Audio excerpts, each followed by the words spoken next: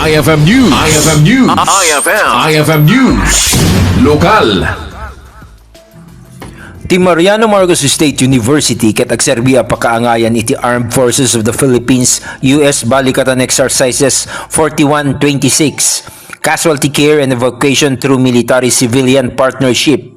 May isang interoperability exercise iti nagbaetan iti Forward Treatment Unit iti Philippine Army ken iti Mariano Marcos Memorial Hospital and Medical Center ken dadumapay nga ospital iti gobyerno ti rehiyon.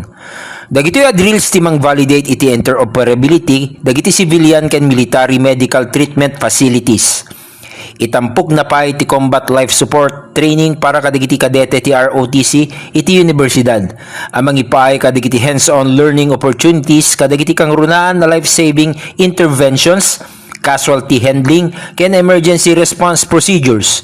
Manipod iti napalabas nga aldaw, nakapweston dagiti medical equipment, manipod iti forward treatment unit, advance party iti MMSU Oval kas panagsagana da para iti drills. Iti surat ken ni MMSU President Virgilio Julius Manzano, kinid daw ti AFP ti support at ti universidad para kadagiti exercises, babaen iti panangipabulod da kadagiti pasilidad da, apagyanan dagiti makipagpaset. Inawagan pa iti AFP dagiti interesado a personnel nga agparehistro kas AFP reservist. Para iti IFM News, Idol Glenn Batuyong, Tatak, IFM. IFM News. IFM News. IFM News. Lokal.